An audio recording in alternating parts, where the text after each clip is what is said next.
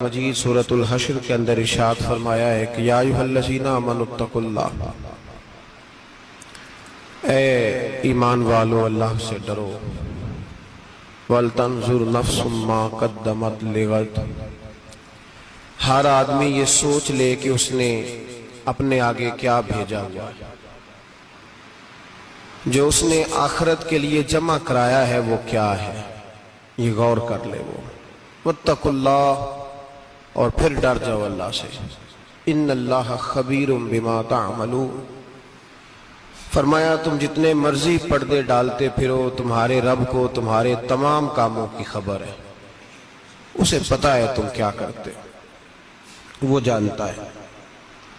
عزیز دوستو، بزرگوں اور بھائیوں، قرآن مجید نے دو چیزوں پر بڑا زور دیا ہے، ایک اللہ کو ماننا، اور اللہ کو ماننے کا مطلب ہے نبی پاک کو بھی ماننا، اللہ کو ماننے کا مطلب ہے کتابوں کو بھی ماننا، قرآن پاک کو بھی ماننا۔ لیکن دو باتیں آپ کو زیادہ ملیں گی، ایک ایمان، اور اس کے بعد سب سے زیادہ زور ہے ایمان بالآخرت پر، آخرت کو مانو۔ وَمِنَ النَّاسِ مَن يَقُولُ آمَنَّا بِاللَّهِ وَبِالْيَوْمِ الْآخِرِ وَمَا هُمْ بِمُؤْمِنِينَ، اللہ فرماتا ہے کچھ لوگوں کا دعویٰ ہے کہ ہم اللہ اور آخرت پر ایمان رکھتے ہیں، حالانکہ وہ ایمان نہیں رکھتے، دعویٰ کرتے ہیں، نفاق کا مظاہرہ کرتے ہیں، منافقت کرتے ہیں۔ جو اللہ کو ماننے والا ہوتا ہے اس کا رنگ اور ہوتا ہے، جس کو پتا ہوتا ہے قیامت کے دن اللہ کے حضور کھڑے ہونا ہے، اس کے اعمال یہ نہیں مانتے، کہتے ہیں ہم مانتے ہیں، پر مانتے، دعویٰ ہے کہ ہم مانتے ہیں آخرت کو بھی اور اللہ کو بھی، پر نہیں مانتے۔ قیامت قائم ہونا ضروری ہے، اگر وقوع قیامت نہ ہو تو ظالم کی تو موجیں لگ گئیں، جابر تو موج کرے گا، فاسق اور فاجر تو کہیں گے دنیا میں بھی ہم اپنے اقتدار کے زور پر جیتے رہے، آج بھی ہمیں پوچھنے والا کوئی نہیں۔ عقلاً نقلاً قیامت کا قائم ہونا ضروری ہے۔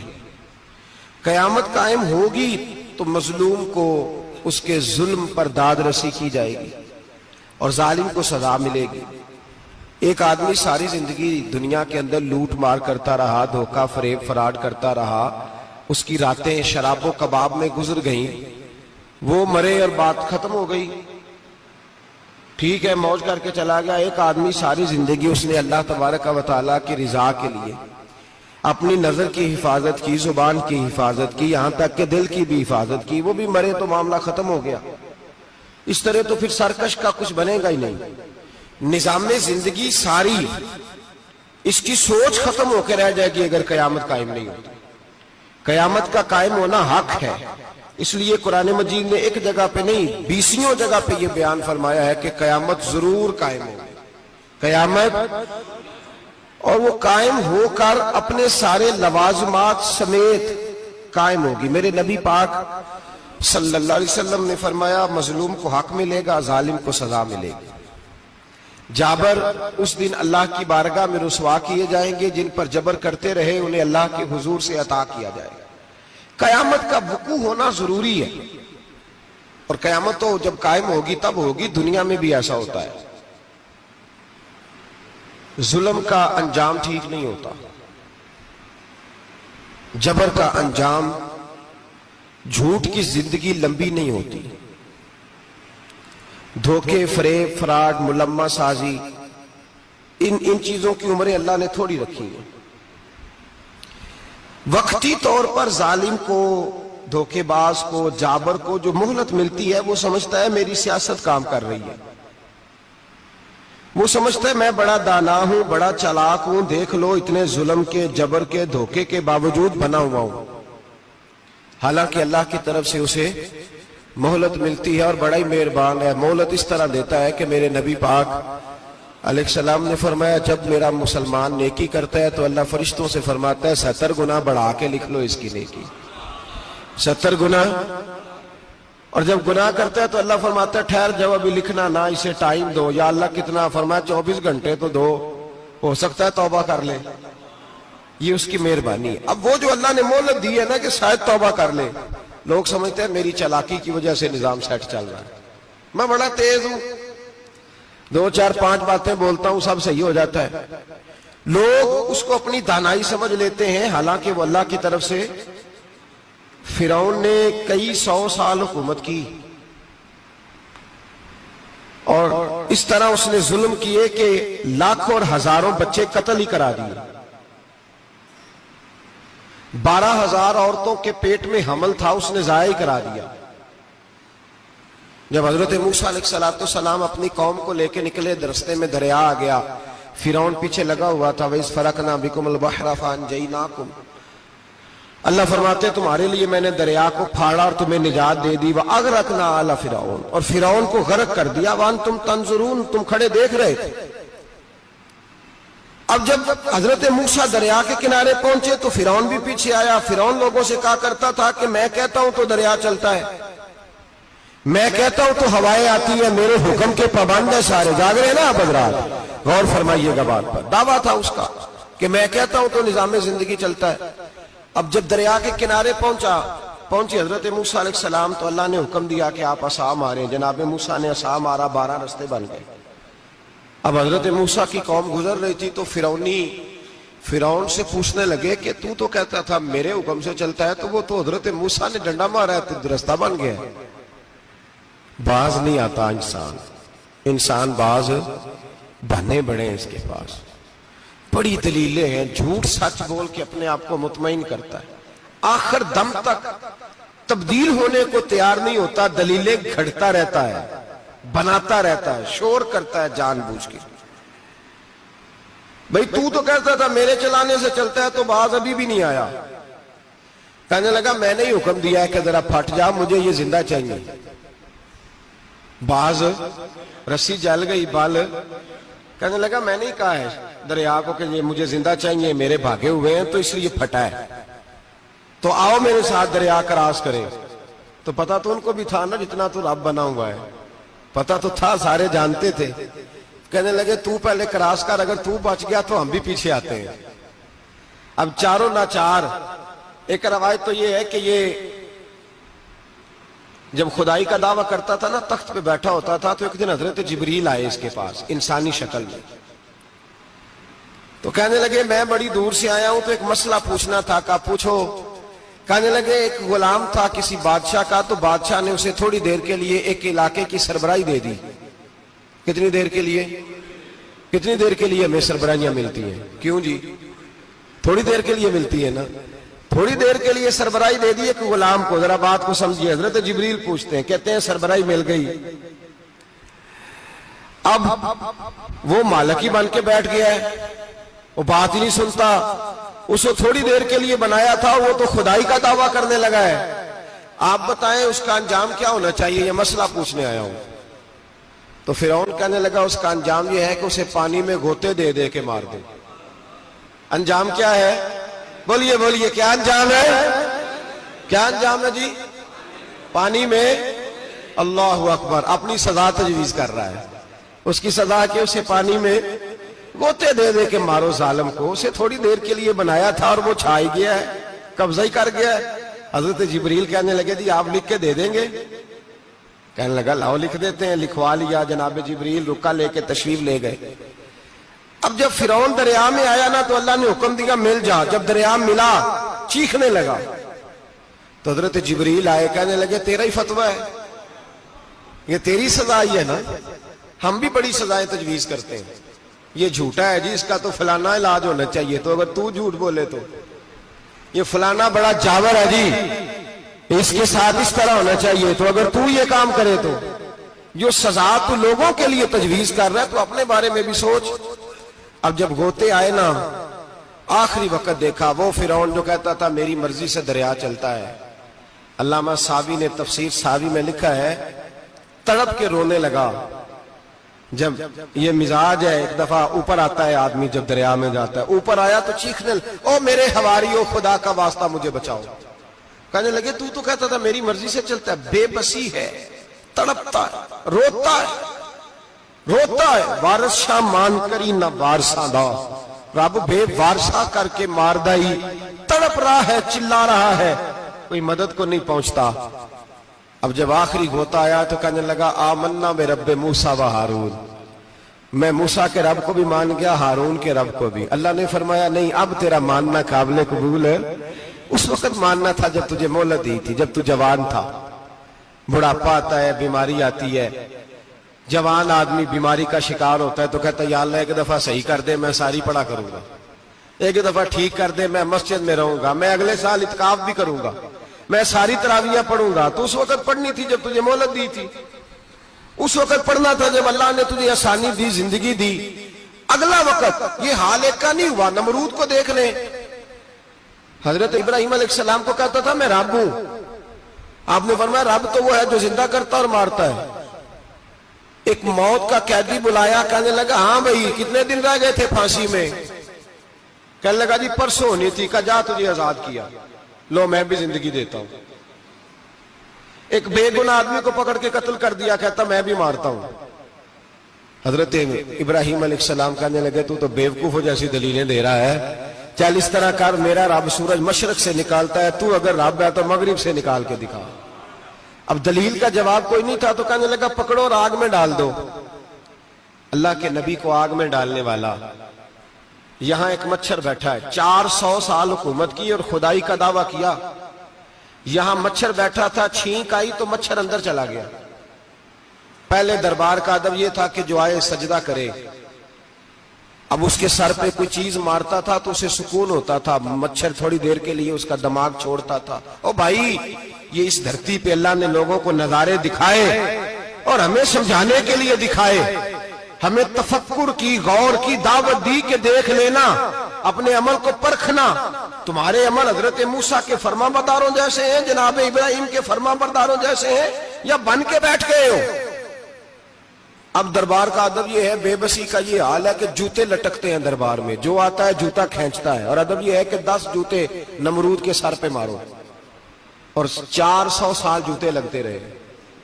روتا تھا، جو آدمی آتا تھا منتیں کرتا تھا، کہتا تھا کہیں سے کوئی دوائی مل جائے گی۔ پاگلوں جیسی زندگی گزاری، پاگلوں جیسی سخت، وہ تو حساب، وقوع قیامت تو حساب ہوگا ہی۔ یہاں لوگ پاگل ہو کے مرتے ہیں، معاذ اللہ، نفسیاتی مریض ہو کے مرتے ہیں۔ یہاں آخری وقت اتنا سخت آتا ہے کہ دنیا موت کی دعائیں مانگتی ہے۔ میرے بھائی جب انسان ظلم کرتا ہے تو بھول جاتا ہے کہ شاید مجھے پوچھے گا کوئی نہیں، جب وہ زیادتی کرتا ہے تو بھول جاتا ہے، جب وہ کسی کا حق کھاتا ہے تو وہ کہتا ہے شاید اس کا تو وارث ہی کوئی نہیں جس کو میں لوٹ رہا ہوں۔ لیکن جب اللہ کی پکڑ آتی ہے، حجاج بن یوسف ظالم تھا، اس نے اچھے کام بھی کیے تھے۔ قرآن پاک پر زیر زبر آراب حجاج بن یوسف نے لگوایا۔ محمد بن قاسم کو ہندوستان سندھ کے علاقے فتح کرنے بھی حجاج بن یوسف نے بھیجا تھا۔ ساری خوبیاں اپنی جگہ پر، ظالم بہت بڑا تھا۔ کسی آدمی نے اس کے سامنے کونے کی طرف منہ کر کے ساتھ والے سے بات کر لی تو کہنے لگا میرے خلاف کیا، اس کو لے جاؤ، 2 ٹکڑے کر کے واپس لے آؤ۔ توتی بولتا ہے نا، اقتدار، جب کسی کے ہاتھ اقتدار ہوتا ہے نا، وہ چاہے ایک گھر کا ہی کیوں نہ ہو، وہ 10 بندے فیکٹری میں کام کرتے اور جو ان کا مالک ہوتا ہے وہ کہتا میں مالک ہوں، مجھے مانو۔ جب تو صاحب اقتدار ہوتا ہے نا، جب تو سسر بن کے بیٹھتا ہے اور کسی غریب گھر کی بہو آتی ہے 2-4 تو کہتا میرا اقتدار ہونا چاہیے، جب میں کھانسنے لگوں تو ہر آدمی کے ہاتھ میں ٹشو پیپر ہونا چاہیے، جب میں بولنے لگوں تو بندھے ہوئے ہاتھوں سے ہر آدمی جی جی کرتا ہوا کھڑا ہونا چاہیے۔ جس آدمی کا، اور یہ کام بہو بھی کرتی ہے کئی دفعہ، وہ بھی کہتی ہے کہ تمہیں پتا نہیں میں کتنا لمبا چوڑا جہیز لے کے آئی ہوں، جب میں سونے کے لیے اپنے بیڈ روم میں جاؤں تو خبردار بوڑھے بابے کو اجازت نہیں کہ وہ کھانسے، اماں کو چاہیے کہ اگر اس کو بڑی سخت پیاس بھی لگی ہے تو میرے سوتے سوتے باورچی خانے میں برتن نہ کھٹکھٹائے۔ جو جہاں بھی جس اسٹیج پہ بھی بیٹھتا ہے وہ کہتا ہے کوئی نہیں مجھے پوچھنے والا، میں مطلق العنان ہوں۔ جوان بوڑھوں کا مذاق اڑاتے ہیں، سمجھتے ہیں شاید کبھی بوڑھے نہیں ہونا، مذاق اڑاتے ہیں۔ تندرست لوگ بیماروں کا مذاق اڑاتے ہیں، شاید کبھی بیمار نہیں ہونا۔ حجاج بن یوسف ظالم تھا، ظلم کرتا تھا، زیادتی کرتا تھا۔ حضرت سعید بن جبیر ایک تابعی بزرگ تھے، اتنے بڑے بزرگ تھے کہ ساری رات نماز پڑھتے تھے، سارا سال روزہ رکھتے تھے۔ ایک دن انہوں نے منبر پہ بیٹھ کے کہا کہ حجاج ظلم سے باز آ جائے ورنہ اللہ کی لاٹھی بڑی بے آواز ہے. اللہ کی لاٹھی، اس کا کیا مطلب ہوتا ہے؟ اس کا مطلب ہے جب رب کی لاٹھی چلتی ہے تو اس کی آواز، جی اس کا پہلے کوئی پیغام، وہ پہلے اعلان نہیں کرتا کہ تگڑے ہو جاؤ لاٹھی چلنے لگی ہے. لاٹھی چلتی ہے پر اس کی آواز، سمجھ آ رہی ہے میری بات کی؟ جمعۃ الوداع کے لیے تشریف لانے والے احباب خاص غور فرمائیے گا. حجاج بن یوسف کو پتا چلا کہ حضرت سعید بن جبیر نے میرے خلاف بات کی، بلا لیا، کہنے لگا تو نے میرے خلاف بات کی ہے؟ فرمانے لگے کی ہے. کہنے لگا تجھے پتا ہے میں قتل کر دوں گا؟ آپ فرمانے لگے نہ تو زندگی کا مالک ہے نہ موت کا مالک ہے، تو کیسے قتل کر؟ کہنے لگا تجھے پتا ہے میرا؟ فرمایا میں نے تجھے نہیں، میں نے تو کئی شداد، کئی حماد، کئی قارون، کئی فرعون، کئی نمرود دیکھے، کئیوں کی داستانیں سنی، تو کون ہے؟ تو چھوٹا سا ہے. ایک جملہ ہے ملا جلال الدین رومی کا، بڑے درویش تھے، ایک بات کہہ گئے، کہنے لگے نمرود جتنے پیسے نہیں، فرعون جتنی حکومت نہیں، قارون جتنی دولت نہیں، ورنہ فرمانے لگے میرے زمانے میں بھی کئی لوگوں کا خدا بننے کو دل کرتا ہے، کئی لوگوں کا دل کرتا ہے، لیکن نمرود جتنے پیسے، فرعون جتنی طاقت اور قارون جتنی دولت نہیں، ورنہ ہو سکتا ہے لوگ دعویٰ کر جائیں معاذ اللہ ثم معاذ اللہ. یہ آج سے کئی سو سال پہلے وہ کہہ رہے ہیں، آج تو حالات بڑے ابتر ہیں، اس کی نسبت خطرناک. فرمانے لگے حضرت سعید بن جبیر تو زندگی موت کا مالک نہیں. کہنے لگا پکڑو، قتل کرو اسے، لے جاؤ. جب پکڑ کر کھینچ کر لے جا رہے تھے نا تو حضرت سعید بن جبیر مسکرانے لگے. اب ظالم کے سامنے مسکرائے تو اس کو بڑا غصہ آیا، یہ میرا مذاق اڑاتا ہے. بلا لیا، ادھر آؤ، کیوں مسکرا رہے ہو، کیا ہوا؟ تو حضرت سعید بن جبیر کہنے لگے میں مسکرا رہا ہوں تیری بیوقوفی پر اور اپنے اللہ کی دی ہوئی ڈھیل پر. میں مسکرا رہا ہوں کہ یا اللہ کیا بات ہے، کیا تیرا شان ہے، کیسے لوگوں کو ڈھیل دی ہوئی ہے.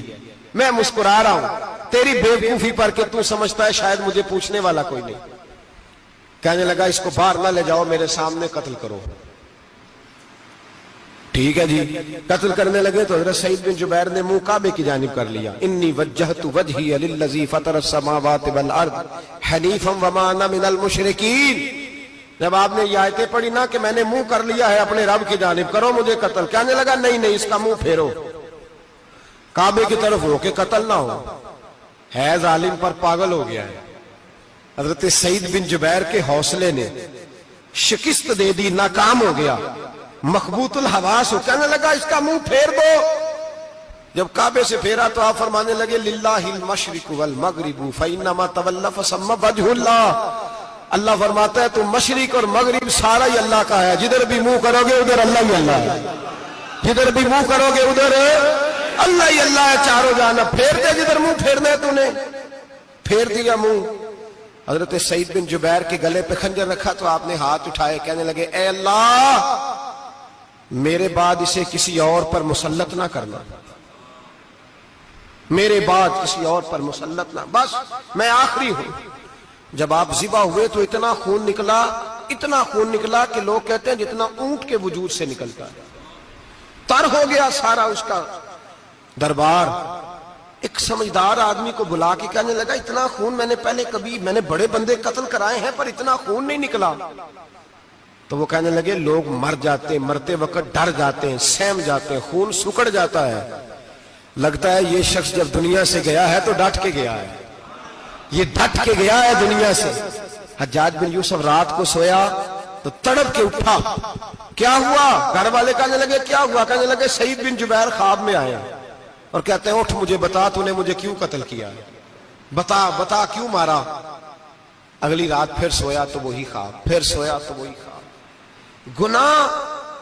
گناہ نفسیاتی مریض بنا دیتا ہے، ظلم تجھے مخبوط الحواس کر دیتا ہے. جب تو زیادتی کرتا ہے تو اللہ فرماتے ہیں کہ تو اللہ کو بھولتا ہے، اللہ تجھے اپنا آپ بھلا دیتا ہے. پھر تو بھول جاتا ہے، پھر تو سیدھے رستے پہ چلتا ہے پر بھٹک جاتا ہے، پھر تو صحیح رستوں کا تعین کر کے بھی گمراہ ہوتا ہے. پھر تو روز وہی گاڑی چلاتا ہے، پر اب جب تو بریک لگاتا ہے تو نہیں لگتی۔ جب گناہوں کے ساتھ تو مخبوط الحواس ہوتا ہے تو روز وہ کاروبار کرتا ہے، لیکن جب تیرے گناہ تجھے گھیر لیتے ہیں پھر اسی کاروبار میں تو نقصان اٹھاتا ہے۔ حجاج بن یوسف تڑپتا ہے، روتا ہے، یہاں تک کہ بیمار ہو گیا، پیٹ میں درد ہوتی ہے، پتہ نہیں کیا ہوا، تکلیف ہوتی ہے، پتہ نہیں، سارے حکیم، طبیب، ڈاکٹر، کوئی نہ سمجھ سکا کہ بیماری کیا ہے۔ جو بیماریاں خدائی ہوتی ہیں ان کا لوگوں کو پتا، جو آزمائشیں رب کی جانب سے ہوتی ہیں وہ ڈاکٹروں کے ہتھے نہیں چڑھتی، جو تکلیفیں اللہ دیتا ہے ان کا حکیم طبیب علاج نہیں کر پاتے، مشکل، اور شفا اسی وقت ہوتی ہے جب اللہ دینا چاہے، اور جب رب بھی دینا نہ چاہے تو بڑے بڑے ڈاکٹر کہتے ہیں کہ ہمارے بس کی بات نہیں رہی۔ بغداد سے حکیم آئے، پیٹ دیکھا، کہنے لگے نہ تیرے معدے میں کوئی دقت ہے، نہ تیرے جگر میں، نہ کسی اور جگہ، ماجرا کیا ہے؟ ایک آخری علاج ہے، آخری، وہ کیا؟ گوشت کا چھوٹا سا ٹکڑا دھاگے کے ساتھ باندھ کے منہ میں ڈالا، اور پھر ایک باریک سا تنکا لے کے اس کو اندر ڈالنے لگے گلے میں۔ وہ گوشت کا ٹکڑا جب حلق کے اندر اتر گیا، اس حکیم نے واپس کھینچا تو کیسے ایسی بدبو آئی جیسی کبھی سونگی نہ تھی۔ جانور، کیڑے مکوڑے لگے ہوئے باہر نکلے، اور جب دیکھا تو جتنے محل میں لوگ بیٹھے تھے چلاتے ہوئے نکل گئے کہ یہ کیا مصیبتیں ہیں۔ حکیم بھی اٹھ کے دوڑنے لگا، کہا تجھے کیا ہوا؟ کہنے لگے حجاج تیری بیماری زمینی نہیں، تیری مصیبت زمینی نہیں۔ کہا میری مرض تک تم کیوں نہیں پہنچ پا رہے؟ تو کہنے لگے لگتا ہے تو بد دعا کا مریض ہے، لگتا ہے تو ظلم کا مریض ہے، تو جبر کا مریض ہے۔ تڑپتا رہا، سسکتا رہا۔ ایک وقت وہ بھی آیا کہ گھر والوں نے کمرے میں بند کر کے تالا لگا دیا، دیوار سے ٹکرے مارتا۔